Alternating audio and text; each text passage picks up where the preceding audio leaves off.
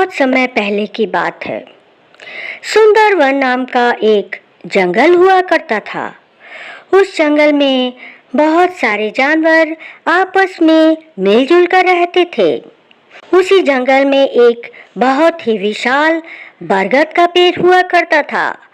उस बरगद के पेड़ के जड़ में एक बड़ा सा होल छेद था।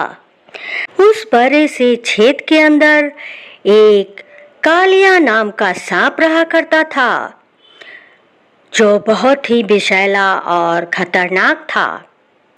जब भी उसे भूख लगती, वह पेड़ की खोल से बाहर निकलता और बहुत सारे जानवरों को निगलकर अपना पेट भर लेता और फिर से वापस अपनी पेड़ के छेद में घुसकर बैठ जाता और सारे भोजन को पचाता और आराम से सो जाता। उस जंगल के उत्तरी छोर पर एक बड़ा सा झील हुआ करता था। उस झील में बहुत सारे मेढक रहा करते थे। एक दिन की बात है, वो कालिया सांप भोजन की तलाश में बाहर निकला और सरकते सरकते वो झील की तरफ आ गया। जैसे ही वो झील के पास आया, उसने देखा कि उसमें बहुत सारे मेढक उछल कूद कर रहे हैं। तभी उसके दिमाग में एक विचार आया कि अरे वाह, इतने सारे मेढक!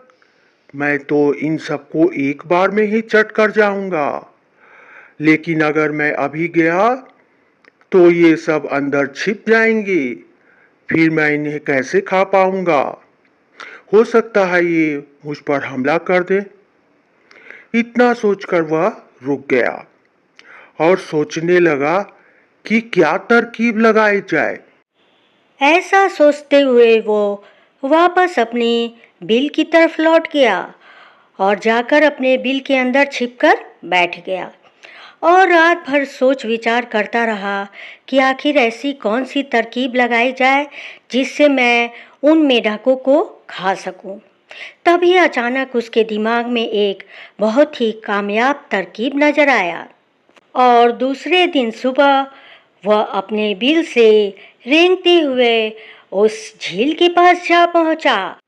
सांप ने जोर से चिल्लाकर मेढकों से कहा, भाइयों सुनो, मैं यहाँ एक ब्राह्मण के श्राप के कारण आप सबकी सेवा करने आया हूँ।